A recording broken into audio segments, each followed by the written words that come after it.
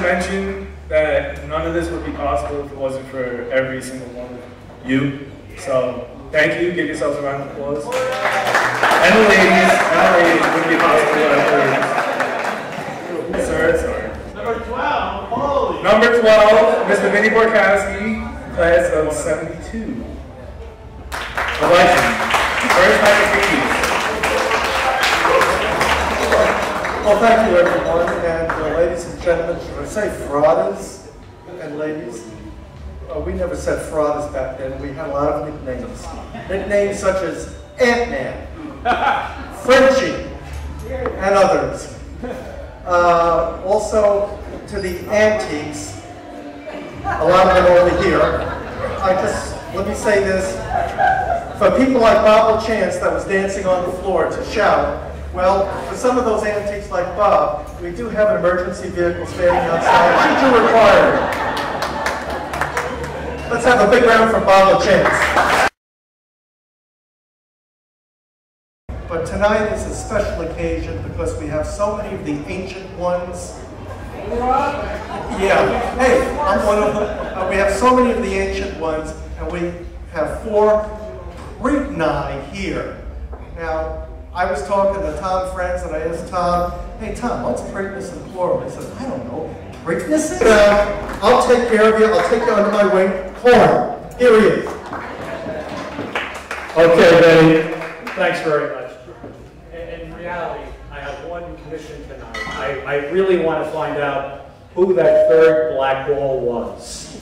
Because I don't even know who it was the first time. So if anybody can shed some light on that, let us know by the end of the evening so that he really knows what happened. First of all, I'd like to thank the current chapter of Xi-Gamma for inviting me. This is a marvelous affair. And I can tell you that after coming back after 40 years, I'm truly enjoying myself because you're playing enough old music that I can still dance to. Okay? And I always enjoy dancing, but it's really a festive affair. And I enjoy seeing all the lovely young ladies. You're just gorgeous. And I appreciate it because I remember these young ladies are also gorgeous. We have grown together through the years. Okay? We appreciate it as much now as your fellows appreciate you now. Anyhow, getting back to T, I would like to say I would not be here tonight if it wasn't for that little brother that got blackballed too many times.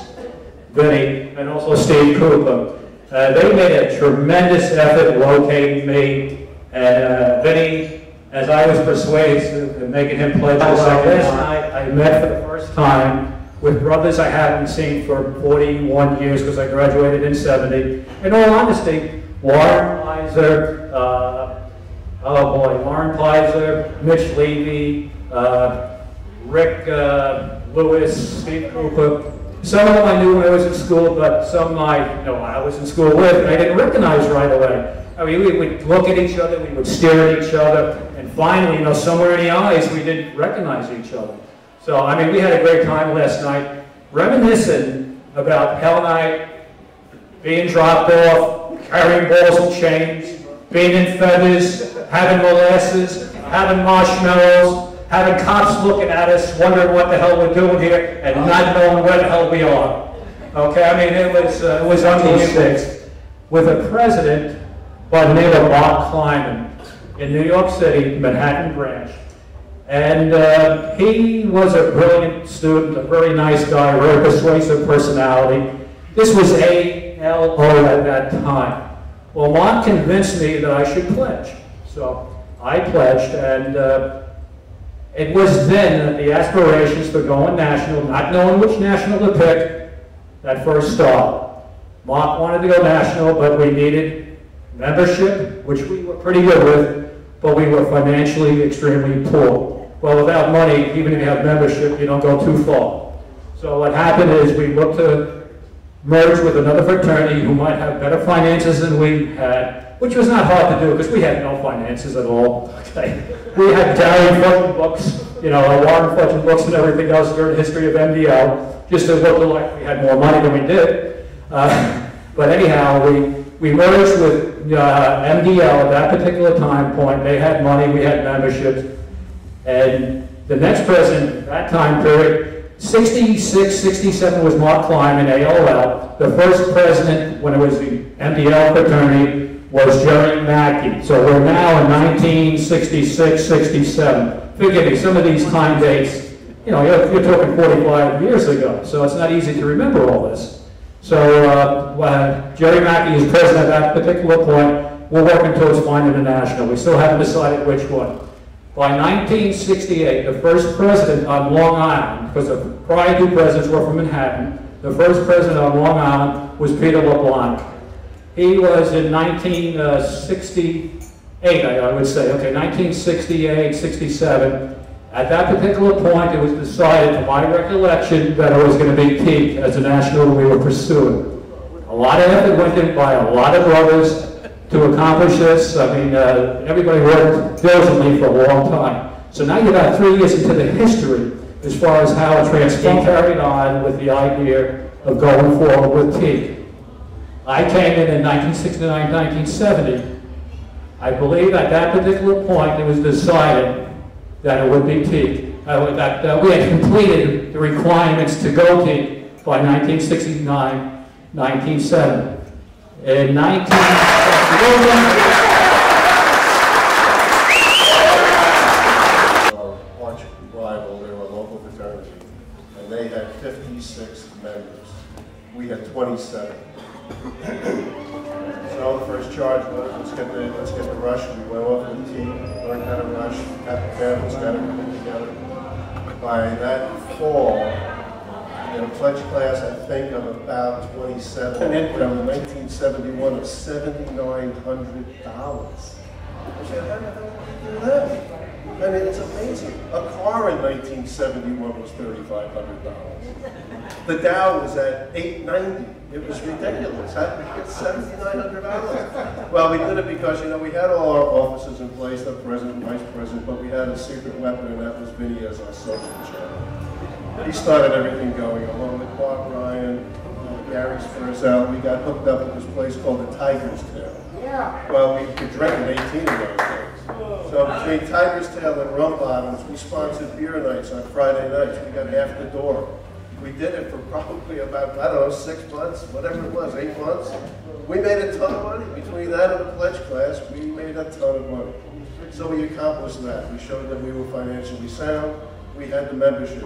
The GPA was never a problem. Our GPA was always above the average. I think the average in TechNet was like 2.0, so we had no problem. So we had everything in place, and again, it was all these guys that you see. We all teamed together, and we had a great, great time. And then he said, you know, I started thinking back. He said, what was a highlight of, you know, 1970, 71, 72, and I think the highlight was that we had a fraternity house on 4 Yale Street in Roslyn Heights. It was a little ranch house, 3 bedrooms. Vinny lived there, a couple of other brothers lived there. That was our social gathering place. We were there. If we had 2 hours between classes, we were there. I mean, we became such a tight group because of this house. We had parties every Friday and Saturday night. We had meetings. The only thing I couldn't control was when I had a meeting, we were trying to decide, you know, who was going to do what to make this happen and become a full-fledged fraternity. It was always Vinny in the kitchen making soup. And I'd sit there and try to hold a serious meeting, and also hear in the background. I mean, this went on for months. I couldn't stop him from eating soup. It was ridiculous. But anyway, that's a little time capsule of what was going on in 70 and 71. We did get installed, as you know, in April of 71. I can't believe it's been 40 years. I hope that you guys have as much fun as we did. We had a blast, and we're still having a blast, and you can see from our turnout tonight. It's just an incredible thing. It is a fraternity for life. Enjoy yourselves and be well. Thanks a lot. Whenever Vic asked you to do something, he would ask you very softly. I remember reading in one of the newsletters that he sent out, all new pledges, when you become a member, you will join a fraternity. You will join a committee. I want all of you to join committees. Now, I don't remember who his enforcer was, but the fact is, he made sure you joined the committee.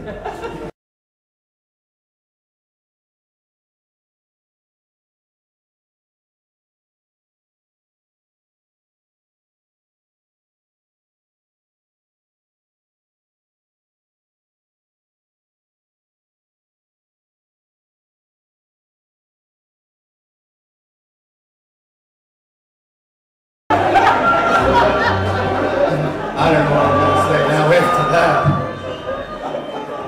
That's the skinny little kid I was.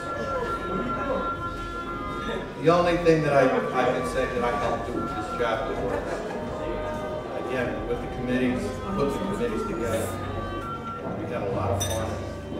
The one thing I want some of you fellas that are still on campus to take a look at, I don't know if it's still there. You go down the back road, you'll see a Christmas tree with the top cut off. We needed a Christmas tree. Right, Joe? I see somebody else laughing.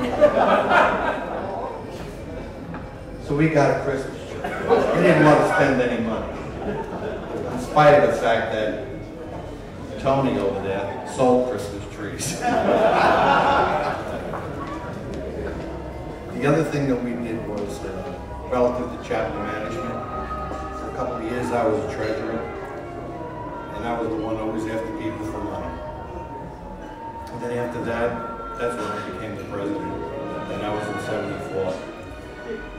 To reiterate what all these other fellows are saying, this is really the best time of your life right now in college.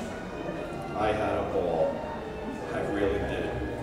Don't ever forget it. You'll still have all these friends later on in life. I still like to go to them. And I want to thank you fellas for having the clam bakes. It's real close to my house. I don't have to worry about getting drunk because if I take my bicycle there, I don't have to worry about it. So I want to thank you fellas for continuing this and you honor us by continuing it. Each and every one of you. Thanks for having us here.